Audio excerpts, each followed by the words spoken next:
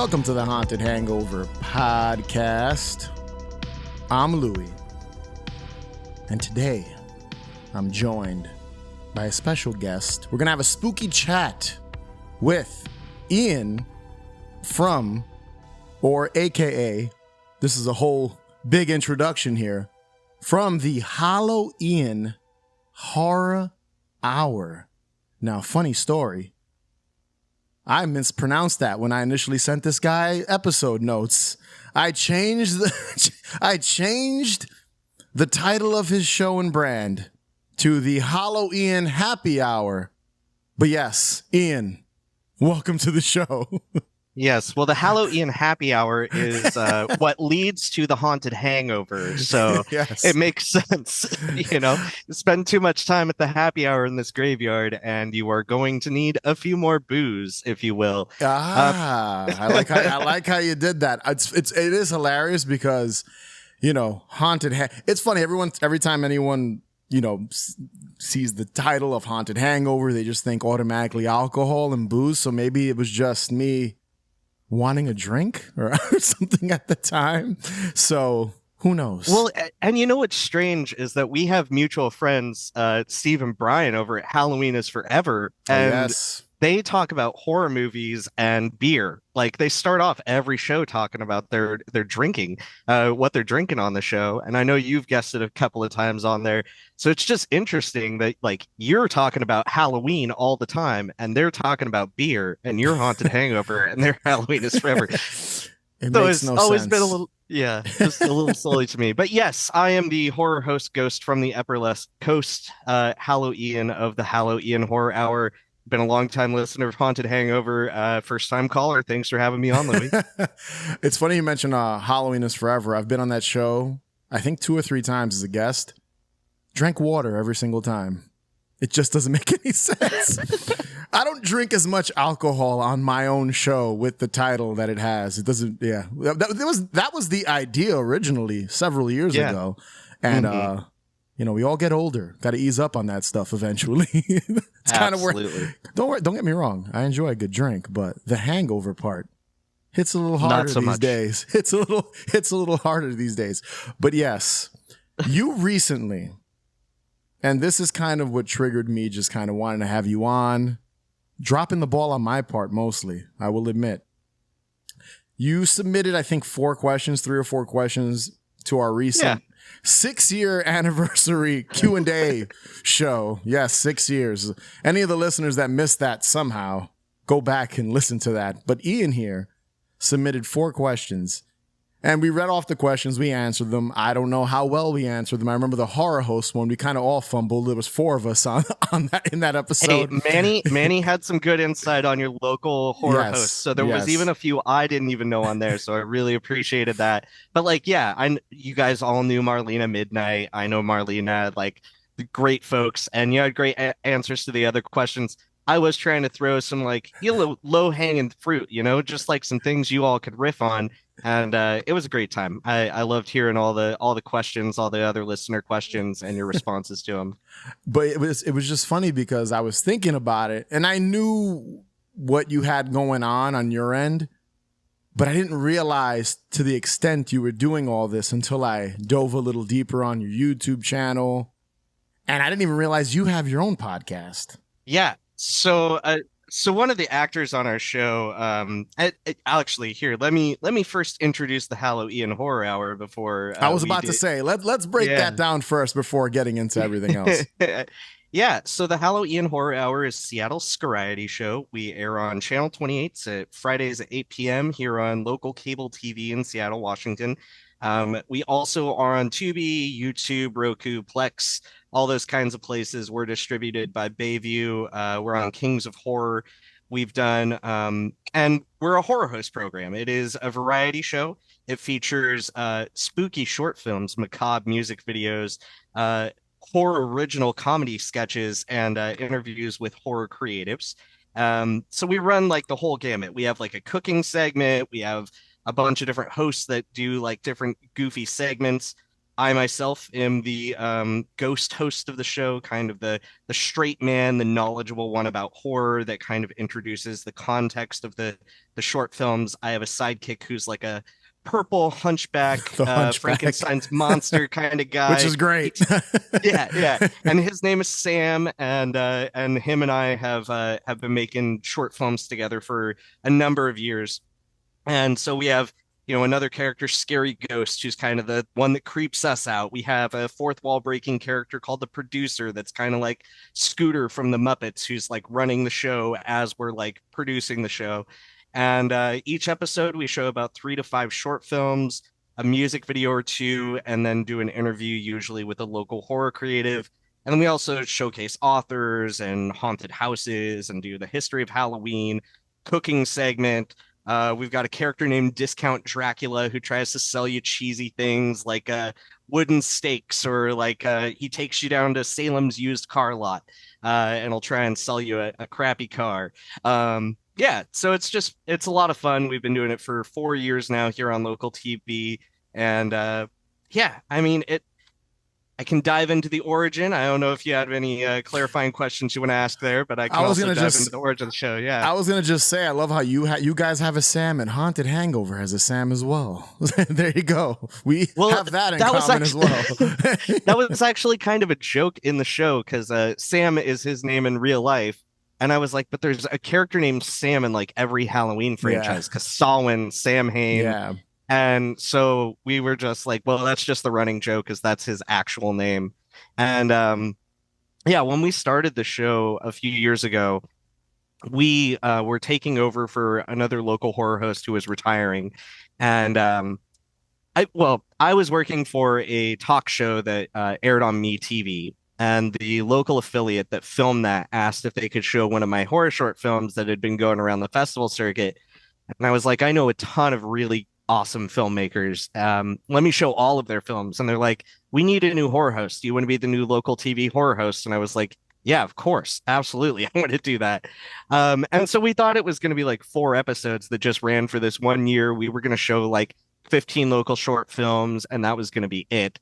And so that's why we have characters named Scary Ghosts and the Producer and like people that are just named their actual names because yeah, it's just we just were not planning on it becoming a ongoing endeavor, but it blew up, and we've just been doing what we're doing. It's I feel like that's just how I think the best horror host, honestly, in my opinion, from what I know about it, the more organic it is, like just kind of run and gun, low budget, figuring it out makes it better, in my opinion. Yeah. Like overly produced, even though I don't think there are many. I guess Joe Bob now is probably the top of the top, the tippity top of like horror hosts with a big produced show. But I still feel like most of them, even when you look back in the day, even something as popular like Elvira, it was like her in a couch in like a room with like a black curtain behind her, and that was it. So I feel like the more low budget or no budget, use that as like a bad word, no budget, it is, the better it just looks and feels. There's just a certain atmosphere that kind of smaller indie horror hosts give off that. And we'll get into it in the episode because I'm curious if you're just kind of how you feel about like what horror host, like what it's like to be a horror host today in 2026, a contemporary horror host. But the first question I have for you is, so you said you were a filmmaker. Yeah. So I'm guessing, because just by looking at what you've done and skimming through your channel, I can tell you have a filmmaking background, just kind of how well produced the videos are. How long have you been in the game for? I'm always curious to hear how long people have been in the game, as someone who's been in the game a long time myself. Yeah. So I actually, I've always been interested in it, and I worked in I worked in like commercial production and stuff like that, a lot of like documentary stuff before I ever did my first narrative thing. So the first horror short film I actually worked on was in 2019. Okay. But it had always been something I wanted to do, and I jumped on a team for one of the. Are you familiar with the 48-hour film festivals? Yeah, I think I've submitted once and then gave up after that. Yeah. No, it's a young person's game. So for those that don't know, 48-hour film festivals, you're given a prompt at like 7 p.m. on Friday night. You're not allowed to have anything written. All you can do is have like your cast and crew together. Everyone has to be volunteer. You're given a prompt, say it's like you have to do an eco musical. And so at 7 p.m. on Friday night, whoever the writer for the team is or whoever the writer team is has to come up with an entire script that's like 4 to 7 minutes long. And then you spend all of Saturday shooting it and hope it's done by Saturday night so that the editor can edit it on Sunday and get it turned in by 7 p.m. on Sunday. It is there are some really cool films I've seen come out of these 48-hour film festivals, but it is not a game that I like to play. And grueling, it sounds like Louis is not much into it either. I think the one I did, this was a long time ago. There had to be a specific prop they assigned to you. Yeah. There's a line, a character, and a prop that and you it was have a to nightmare include. Trying to figure out like what the hell are we gonna do with this prop. And I just remember, I don't even remember what we did. There was, I think 3 of us worked on this entire prop, 3 or 4 of us. And I remember it was like, oh, we have to have like this yellow hat like involved in the plot of the story, and like you said, a line, and it was a nightmare. I remember doing something like that even when they had the ABCs of Death. Yeah, we had like they gave you a letter and you had to like pick, and you had like a weekend, 48 hours or whatever to shoot a short film, but you had a letter.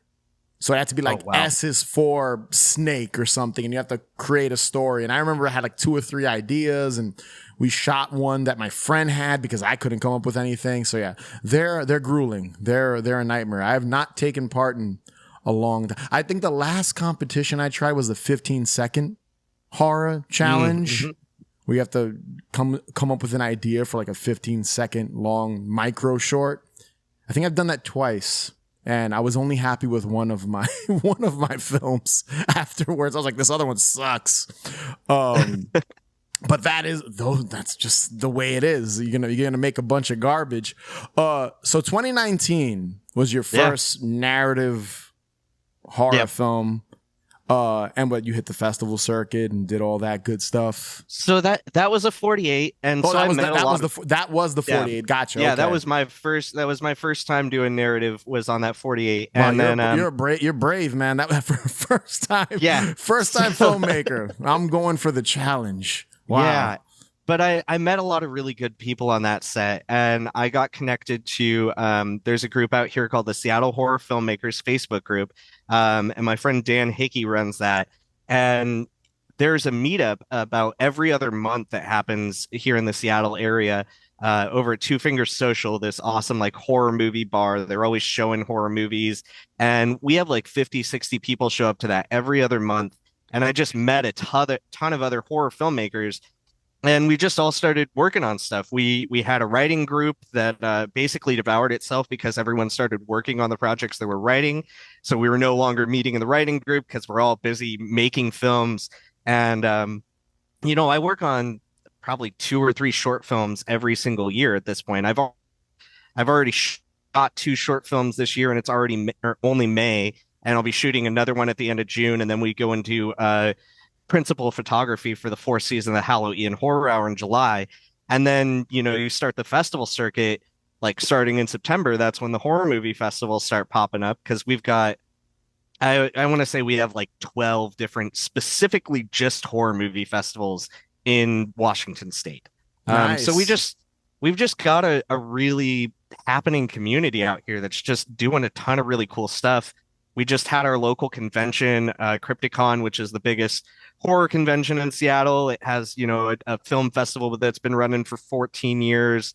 And that really just kind of starts off the season for everybody. But yeah, so since 2019, I've probably made that I've either written, directed, produced, or acted in, I want to say 9 different short films. Wow. That's good, man.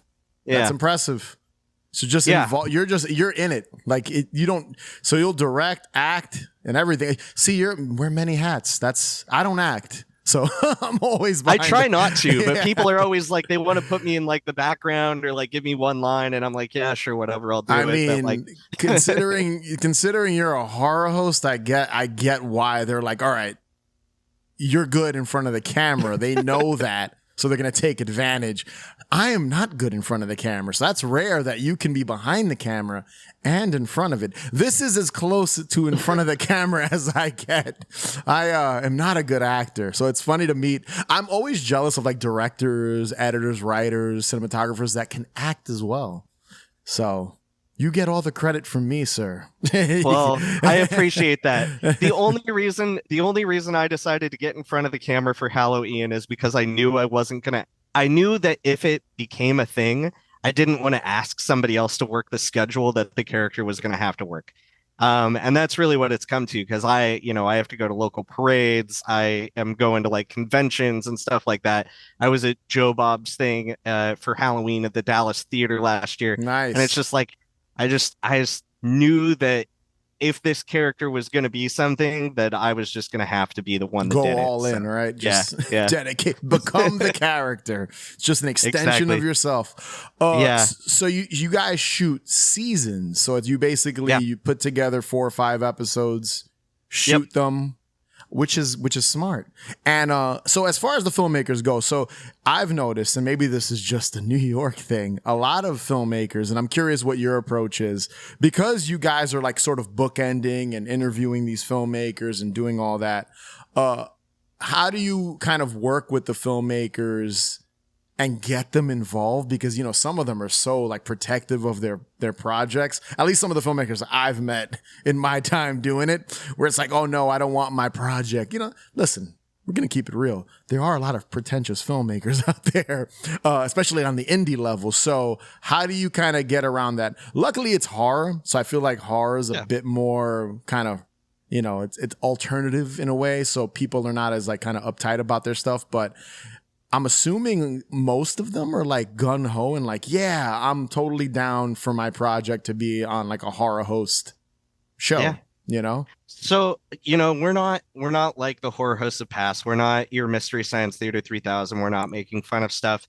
Everyone that sends us something, it's completely voluntary. We open up the channels. We do have a film freeway, so people can randomly submit to us, but we are very upfront with the fact that like we're not asking for exclusivity of your product. We are going to show it on TV. We'll show it on other media. We do physical releases, but we always like double check before we do physical releases. Like, hey, you were cool with it being on the show. Are you cool with it being on a Blu-ray? No? Fine. Cool. It's completely voluntary. We cater to people that have had a good festival run or maybe didn't even have the best festival run or it was their 48 chaff and they send it to us. And honestly, if you reach out to us and you're like, hey, can I get a waiver code? And like I watch the film and I'm like, oh yeah, this is decent enough. We'd actually show it on the show. I'm happy to just give you a waiver and like show it for free. We're not, we're not making any money off of this stuff. And your short film that completed its festival run 3 years ago is probably not making a whole lot of money off of it, or you're not making a whole lot of money off of it. But on the flip side of that, if you are like protective of something you think is really good, you are, going out and talking to investors, it is a proof of concept you'd like to turn into a feature, like be protective of your film. Like you worked really hard on that. It's really hard to make a fucking movie.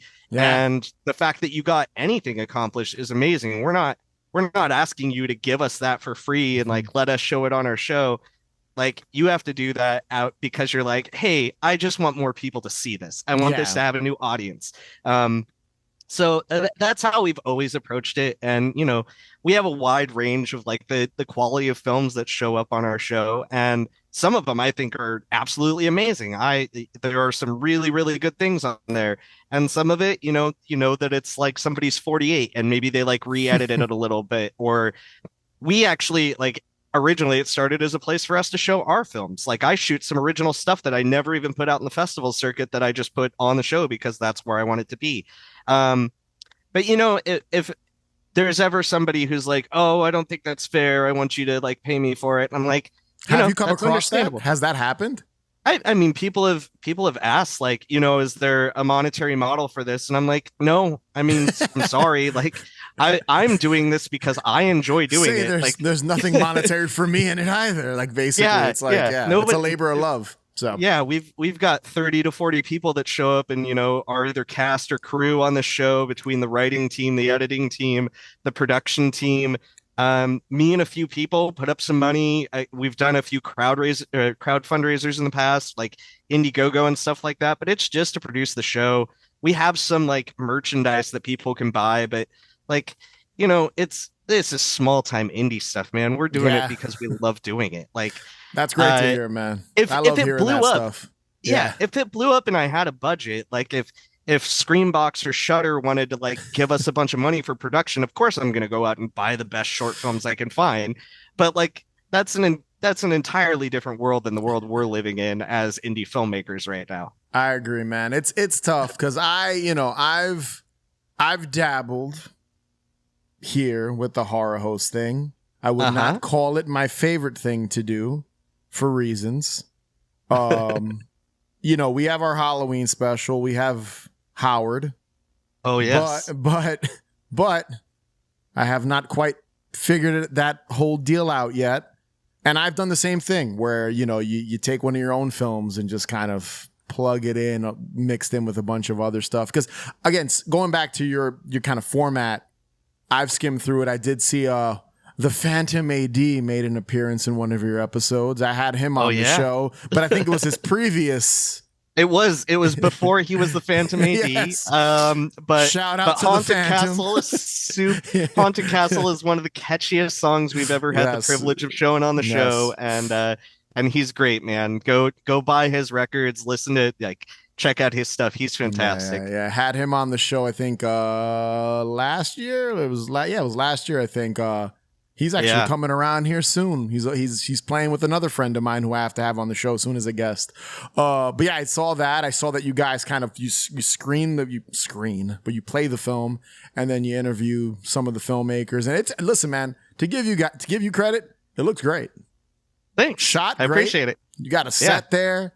You're doing more than some people I've seen. So I give you a lot. You guys are official. It looks honestly on par with like what Joe Bob's doing. You guys, there's this thought put in. That's why I said, honestly, dude, and this is not glazing or anything like that. I'm just being honest. Like it's well lit, it's well shot for what it is. It's a horror host show, so you're not gonna go all crazy and do all this stuff.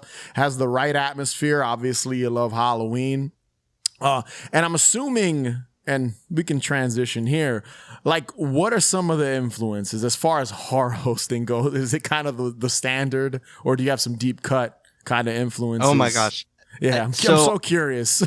honestly, okay, so I want to give just like a brief little rundown of the horror history, or horror host history, right? Okay. So you got Vampira and Zachary. Yeah. And really what this started out is that television stations, as they were picking up more audiences and there were more TVs in people's homes, they wanted to start showing films on television. And the studios, in order to let them show the good films or the A films, they had to buy a certain number of B movies. So that's where that term comes from, is you had to buy a certain number of these B-list movies that you could then add to your catalog. And that's when they started showing, your like thriller chiller evenings and stuff like that. That's where Vampira and Zachary Out of New York come from. And that tradition just kind of spread across the country. There's, Sammy Terry out of the Midwest is kind of a well-known one. Sven Gulli, obviously, who's still on MeTV. MeTV, interestingly enough, is owned by Weigel Broadcasting out of Chicago, and they're the only family-run broadcasting network in the United States still. And so I got to visit their set right before they brought on Gwen Gulli and Imp and Nostalgia Ferratu.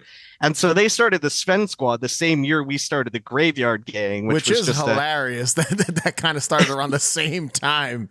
Like, and I was crazy. Also working for MeTV at my day job at the time. So I was like, oh, that's Did you feel some sort of way when you saw that? No. It was just a coincidence. It was just serendipity that like that was the direction things were going. Yeah. And then we had the Count over here out in Seattle in like the 70s. And so that's kind of like the history of it, right? But my biggest influences, at least for the Hallow Ian Horror Hour, I would say my favorite horror host, the one that influenced me the most as a kid, is the Crypt Keeper, John Kassir. Like on HBO, like Tales from the Crypt is the one Of that course. yeah, we were blasted with. You walk through the mall, Spencer's at Halloween time, and it was the Crypt Keeper yelling at you and terrifying you as a little kid. But actually, I'm more influenced by shows like Almost Live, which was a Seattle version of Saturday Night Live, um, and a show called Kablam on Nickelodeon. I remember Um, Kablam. yeah. So Yeah. it was a variety show. They had like action figure stop motion stuff. They had Prometheus and Bob, which was about an alien and a caveman. They had their like superhero squad with like the Flesh, and but it was hosted by these two characters named Henry and June that would turn the comic book pages. And so that comic influence, Henry and June combined with Tales from the Crypt, uh Vault of Terrors, the old hag, that kind of old EC comic stuff was really the influence that kind of inspired what I do with the Hallow Ian Horror Hour and also Mystery Science Theater 3000 Yes. because So, they're horror hosts. They're overlooked horror hosts, but we when you submitted that question, so I'm a big fan of theirs. Like I always loved that. Like I always loved that show as a kid when it was on the Sci-Fi Channel in the 90s. That's where I caught it. yep, And I yep. watched it a ton as a kid. And I was always on the fence like are they horror hosts? Are they not? You know, like the first time I saw This Island Earth was because of the movie. That was the Mhm. first time I'd ever seen that movie as a kid. And I knew that, like, you know, the mutant and all that stuff. So I was always like, are they horror hosts? They're riffing on the movie, but they technically are. So Yeah. I'm right there with you. There, that Manos is, in the Hands of Fate oh yeah, like is dude. known because Oh, of exactly. MST3K. So yeah, Of I course. think they are. But I love Joe Bob. I love Elvira. I love Svengoolie. I've become a student of the horror host. I have really dove into it and tried to learn as much as possible. We did an episode on horror comics. I had some comic book authors on our audio version of the show where we talked about kind of the history of horror hosts pre-code era, and I think that's a really important influence that transcends between like because you have those early ones, like I've said, Vampira and Zachary, but really it was the comics that really expanded that style and gave us this anthology style. And that's why we do what we do. You know, it's nice to have like 3 to 5 stories every episode because it harkens back to those pre-code comic book era days. It's funny you mentioned Zachary because I didn't. So there's a convention out here called Chiller Theater Uh-huh. in New Jersey. And I've been going since I was, I don't know, 16. So a long time. And that's where I never watched Zachary. I was too young. I wasn't even around, I think, for a good chunk No. of it. Yeah. So he was always there. And he would have like the longest line. And Yep. then it took me some time to like look into him. And I found out he had like a Halloween record and all the like horror host stuff. And I'm from New York, you know, tri-state area, because I know Jersey and Connecticut and all that. And I didn't know what he was. So I found out about him as a teenager, you know, and then he was Yeah. on, I think he showed up on the Halloween Hootenanny album, the one that Rob Zombie produced. So like, I learned about a lot of that stuff so much later in life as like a teenager when I'm like, you know, an angsty teen, like, oh, what is this dumb shit? But I actually really got into it. And then, you know, even the Crypt Keeper, is he a horror host? Is he not? I'm with you. I think he is, even though it's a produced show. And I love anthology television. So that's a conversation for another day that I've had many times on this show, actually. So that's cool, man. I like that you didn't go with like Joe Bob or Elvira, which you listen, love Joe Bob, love Elvira. Elvira's Elvira. Like I think if you love Halloween, you gotta love Elvira, especially if you're on our age, a little older, even a little younger. Like she represents Halloween to a T. Yep. And I'm happy to see Joe Bob still around, even though I think at the time of this recording they kicked him off Shudder, which is crazy to me. That's wild what they did to him. And I think Rhonda Shear's trying to make a comeback. Rhonda which is Shear, yeah, she started her own network, but then she like made a bunch of political statements, and yeah, she made a we big don't have to mistake. get into that here. Yeah, She she made a put her foot in her massive, mouth like right after starting a new streaming service. I don't which know. was crazy. You know, yeah, the Rhonda Shear show. I did watch Up All Night a little bit towards the end. I I don't was more remember. of a Gilbert Godfrey guy. Saturday nights was Yeah. more my up all night than Friday. Yeah, Yeah. yeah. That's what I was about to say. I remember Gilbert Godfrey more than her as a kid.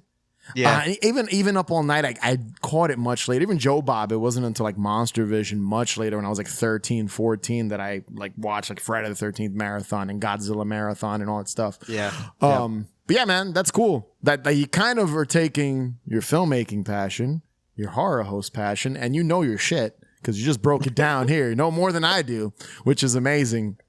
And just kind of your inspiration with everything. And you're still, I'm assuming you said you worked on 3 shorts. Are you trying to make like features or stuff? Or are you sticking with the shorts? And I have a feature script I'm really excited about right now, but making a feature is a whole nother thing. And I am like I don't want to use AI for anything. I want to do everything in camera. I want to do everything practical if I can. And You I have have a to. really good I have a really good makeup and effects team out here. And like we talked about some of the puppets and practical effects for this film that I have. And it's like you need $500,000 to produce it, and then you need another 500,000 to market it. And if you're going to spend $500,000 to produce it, you need to be able to market it. So like if you want to make a feature film, like do it, go out and do it what you can with your budget, but like just know that any budget you come up with for a feature film, you need to double that so that you can sell it. Unless Yeah. you just have $300,000 to just like throw at a feature film and then like I don't have it be know your passion anyone. project. Yeah, like so go out there and get your IMDb Pro and start cold calling people and figure that part out because it's Yeah, not man. easy to come up with that kind of money. I don't really talk about like the filmmaking side of my life too much on the show. And I've directed a feature, I've written a feature, stuff that's gotten made, and we made it for pennies, so it was like micro budget, super low budget films. Yeah. I always tell people like, hey, like, come up with a concept that's practical. You Yeah. got to be a realist. Like if all you got is 10 grand, and work with 10 grand. Like if you want to make a movie. Now, if you have this big crazy idea where you need $500,000, good luck. It's I mean that's tough. where I'm at right now. So Yeah. It's tough. Now I've been trying to get my second feature off the ground for years, but I'm also writing very kind of small films for that reason because I just know it's not easy. And I know people that have gotten stuff on like Shudder and things like that, and they're not making a killing, No. afterwards. They're making 3 cents a stream. So like it's a tricky game, but you gotta love it, man. And that's what's cool about your show, that you're doing it as a passion project, as something you love, and it's supporting indie filmmakers, and horror creators, horror content creators and stuff, with the music videos, with the short films. I'm guessing you even do like experimental stuff, right? Have you guys dabbled with the public domain stuff at all, or you're trying to stay away from that? No, the only features that we've covered, so we partnered with Kings of Horror out of Kentucky, and we hosted 5 feature films with our characters over on their YouTube channel last year. So we got to do Demons 2, which was a lot of fun. Nice. And like Ouija Japan and Tokyo Homestay Massacre and Talon Falls, and like it was a blast to do those feature film kind of things. I know like everybody's going to do Dracula next year, right? Because Dracula hits the public domain. So every horror host is going to have their Dracula thing. And I'm like, should we do it just for the SEO? Like, is that a thing we want to get ourselves into? But I just feel like everyone's going to cover that stuff. So, and YouTube's weird. Like, dude, I've done like, I think 2 or 3 films with my guy. Yeah, with Howard. Yeah. And I've gotten copyright strikes, so I don't know what the hell I'm doing wrong. It's weird. I think I did an Ed Wood movie and I did The Sadist, and somehow I got one. So I kind of like stayed away from it because I was like, all right, I don't want to get in trouble. I don't know that. Like, I don't know the legal. Like, I just don't know that part of it. So I was like, this is weird. I thought it was public domain, but I guess there's certain parts of the movie, like music and stuff, that they can just kind of strike you on. Have you guys encountered that at all? But it's a lot of indie film stuff, so I'm guessing. so we've gotten some copyright Yeah. strikes, and we usually just like clip out like audio. Usually we ask the filmmaker, it's like you have the rights to all this stuff. Like this is, you're representing that you have all the rights to all these things.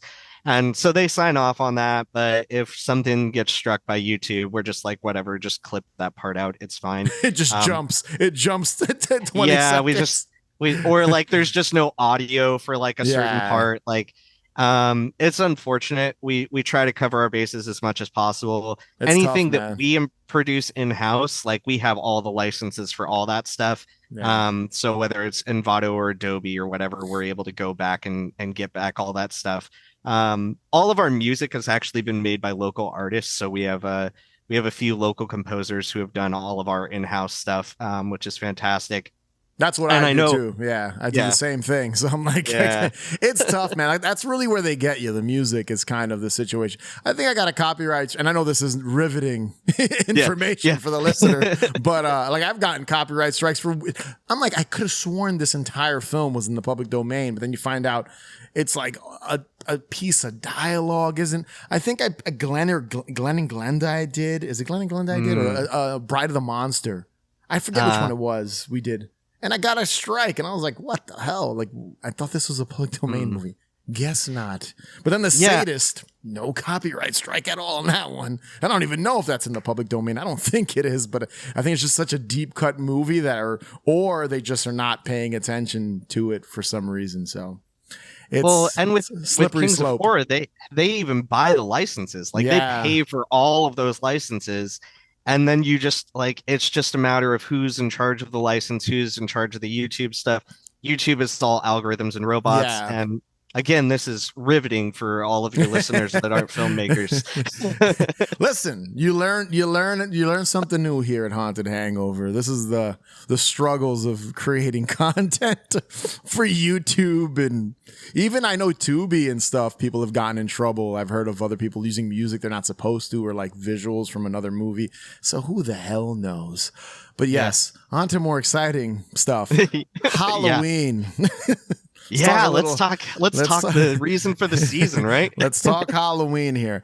Now, obviously, you love the holiday. Why you have an entire show, why you're here right now. But why is Halloween important to you? Okay, man, my origin story with like horror in my family and just like Halloween, like I'm only a little bit younger than you. I was born in '86, so I think we're around the same We're the age, right, same Louis? exact age. Okay, okay. Yeah. So, I mean, my mom was reading it when she was recovering in the hospital after I was born. Like that's the origin story right there. Out of I the womb, you were. yeah, It was a exactly. Pennywise was jumping out. Yeah. So, and then like I was like 3 or 4 when the miniseries happened on TV. So like Pennywise is the origin of my fear. Like kids these days have their It Chapter 1, and I love that for them. But like they'll never know how afraid I was of like bathroom drains because of Tim Curry. And then like we had the Crypt Keeper on TV, we had the X-Files, we had Are You Afraid of the Dark? And then I think probably the penultimate for both of us is Goosebumps. Like Yeah. I learned how to read because of R.L. Stein. Like and so that was just like event reading, event television. It just got me so excited. And then around the time we were, 10 years old, Scream came out, and it was the first time my mom took me to an R-rated movie at the theater. Yeah. So that was my first R-rated movie and like was a bonding experience with my parent.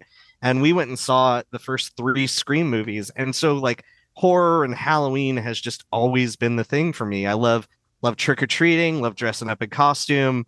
Um, Man, it's just grown into an even bigger thing. I think Halloween is even more fun now as an adult than it was as a kid, but I still have such fond memories. And I'm like, are people having that much fun as I was when I was, 9, 10 through 18 as a kid enjoying a Halloween? Um, yeah. I Yeah. mean, I do think people like us we're on our own little island with each other. Yeah, yeah. I will admit that. I sometimes like you said, oh, I wonder if people are having as much fun. They are, but not as much fun as we're having. Like I really do. Like think about it. Your show, you literally, it's a part of your life.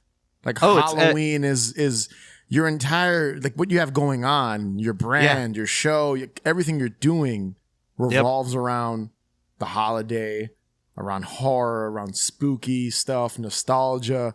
So I feel like, you know, there's people that love Halloween, then there's us, you know what I mean? Like there's people that are like, it's just a massive part of their life, and even, you know, the content they're creating, the films they're making. If you're a writer, if you're an artist, like it's tough. It's tough to have kind of Joe Schmo understand where we're coming from, you know what I mean? So no, our level of excitement for the thing, and I think the people in my life are like, oh my gosh, she's just really excited about this thing. That's really cool. And I've kind of like sucked everyone into it. Mm-hmm. You've watched a little bit of the Hallow Ian Horror Hour. You know what?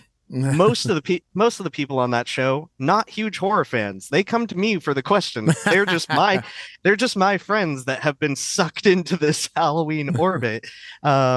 Including my partner who plays Kitchen Witch on the show. She grew up in Germany. She didn't grow up with Halloween. She didn't grow up with nostalgia the way we have it. So it's alien. It's alien to her. I'm sure you have to explain. I'm sure you have to explain every single like thing. Like this is why the shitty rubber bat looks good, because, you know, this is why there are paper black cats all over my bedroom. Yes, exactly.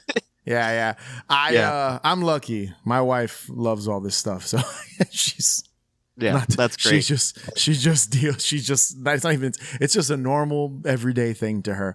And so that's good too. So you grew up with all the traditions. You grew up doing all the stuff. Again, we're the same age then. If you're 86, we're the exact same age. And you talked about Goosebumps and how I really think, you know, there's a group of people that Goosebumps was kind of like the gateway drug for us. Those books, the TV show, everything. So it's so funny to meet someone else or talk to someone else that's the same age. And there's people that are a little bit older than us that wasn't their gateway. Like Manny, one of my co-hosts. Yeah. He's a little older. He doesn't see Goosebumps the same way we do.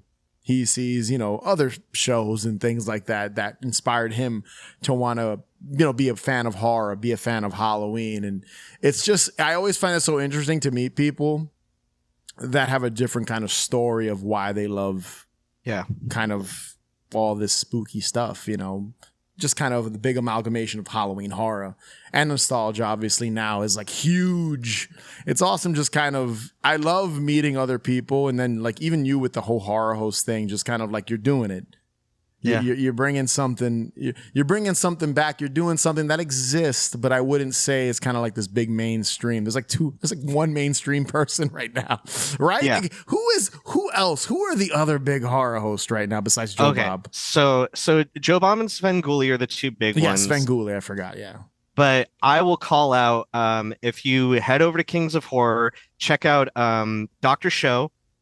Check out Count Drahoon is a good friend of mine, and he's been doing the horror host thing since like 2008.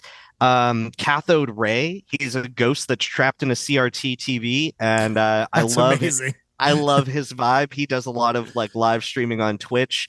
Oh my gosh, there are two really big ones. One, I'm forgetting her name, out of LA, and she's probably the most popular of the indie ones, but I apologize to all of your listeners that are yelling at me right now. Jennifer Nangle is her real name. I will put up a picture and an image right here of who you're talking about. I forget her horror host name. It's here. And it's on the screen if you're watching this, not listening to it. So yeah, it's here. So there are a lot of rad folks that are out there doing the horror host thing, and they all do it a little bit differently. Everybody has like their niche. There's some people doing like the pop-up video thing where like they're watching the movie and then they pop up like the VHS 1 pop-up video kind of thing.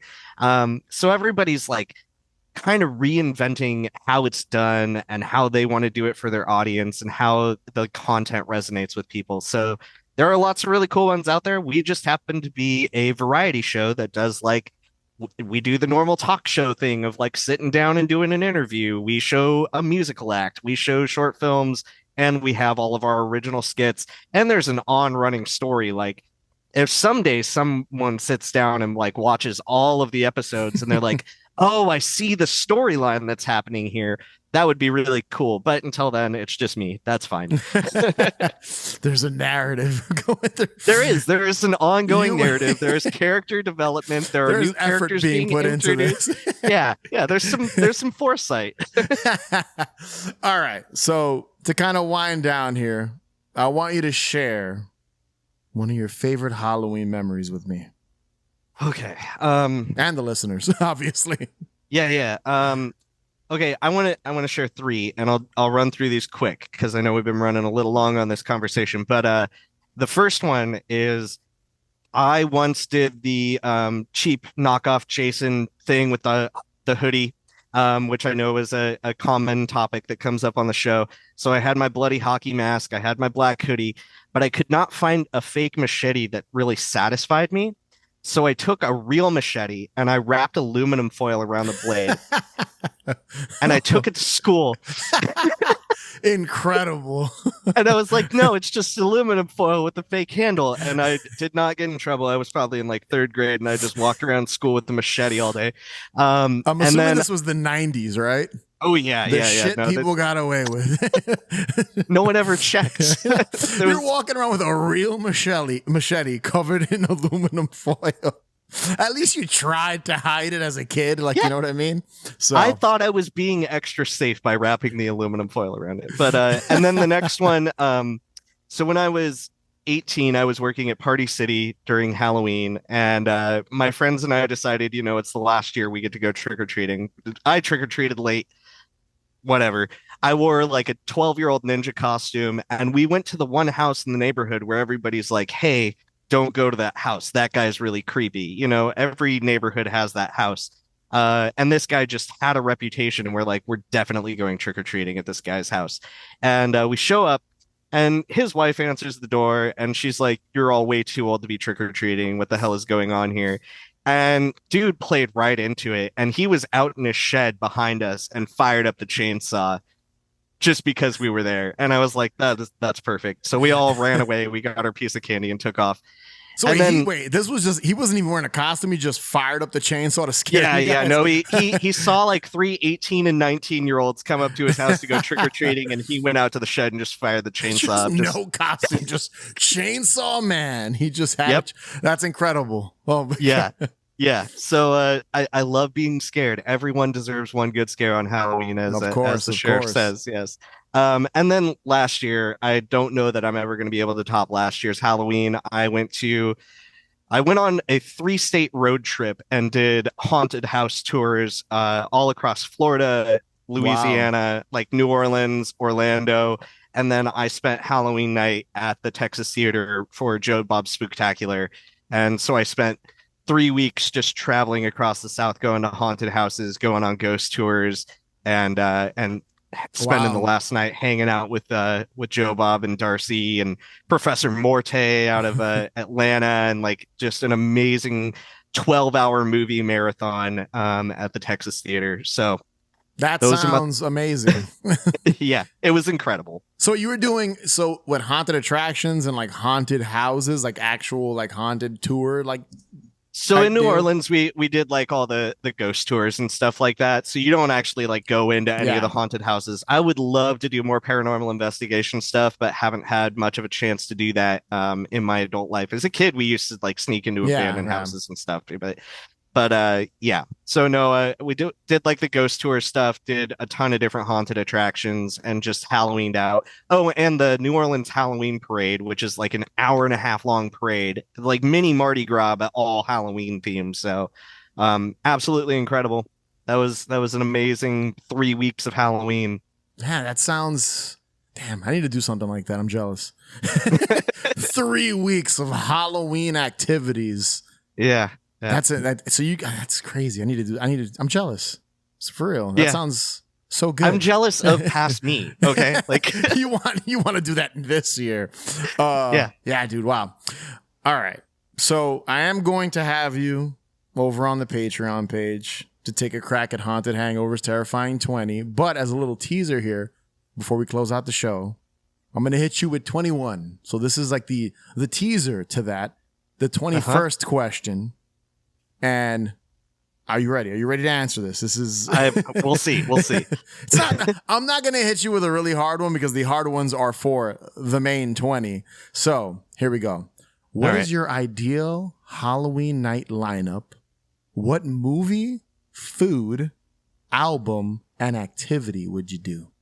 Ideal Halloween. I mean, what you just described sounds like the ideal Halloween season, but yeah, Halloween night lineup. Single night we got movie, food, album, and an activity. One for each. Okay. So movie is WNUF Halloween Special. Ooh, good one. Love that one. That has become the staple for me for the Halloween season. Top tier. Album. I'm gonna I'll go give you with a song if you can't think of an album. No. Okay. I'm gonna go with Halloween 3, the Alan Howarth and John Carpenter album. I mean, Cherry to the Pumpkins alone, absolutely fantastic. But I can throw that whole album on. I'm a whole album listener, so that's a good one. Food, I'm just gonna go with pizza. Pretty simple. I am a fruit pizza eater. I don't get meat on my pizza. I'm not much of a meat eater these days, occasionally, but not a ton.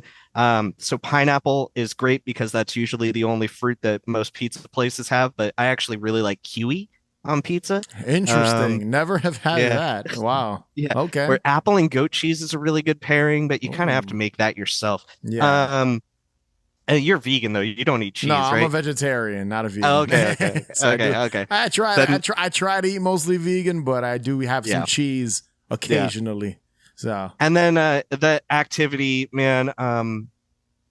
I love just decorating my yard and having trick-or-treaters come over. Last year was the first time I hadn't done that in many, many years.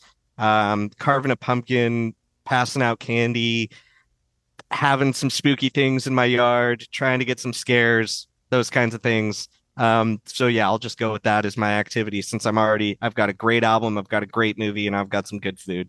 I mean, sounds like a lovely evening, if I'm being honest. Yeah. So yeah. WNUF, a pizza with some sort of fruit on it. Yep. The Halloween 3 soundtrack. And just, I mean, decorating and trick-or-treating and all that. It's like activities. It's multiple. Yes. I mean, that's Halloween night, basically, in a nutshell right there. That's the fantastic Halloween night. Well, thanks for having me on. I'm excited to jump over on that Patreon where everyone should follow us so that you can hear my terrifying 20 answers. Hopefully you don't fumble some of them. I mean, no one has. Everyone's done a pretty good job. But yes, Ian, where can people find you and the Hallow Ian Horror Hour? The best place to find us is just head over to hallowianhorrorhour.com. It's got links to all our socials, our YouTube, our shop where we've got really cool merch. There's a ton of amazing artists that have made us really cool apparel. We have action figures that are made in the USA. They're way too expensive because they're made in the USA, but we have action figures, so that's really cool. That's wild. And then it also links to like Tubi, Roku, Plex. If you find us any of those places, we love it if you watch us there. We love it if you watch us on YouTube. If you are in Seattle, pop on your TV with your basic cable on Friday nights at 8 p.m., turn it to channel 28, and we'll be there right before Professor Fred. The bunny ears. Is that even still a thing anymore? I have no idea. I've never watched us on basic cable. I just know we're there. I love how you've never watched your own show on basic cable. Wow. No. Phenomenal. I have watched this on VHS because Lunch Meat VHS put out a best of on VHS tape. So Awesome. Yeah, that's the place to find us. And be sure to subscribe. Follow us on Instagram, Twitter, TikTok, Facebook, all that good stuff at Haunted Hangover. Head over to hauntedhangover.com where you can find links to everything, including our Patreon page, where if you want to show us a little love, you can gain access to bonus content. Rate and review us. It'd be greatly appreciated. And as always, remember, the best cure for a hangover is... more booze. There it is. Catch you guys later.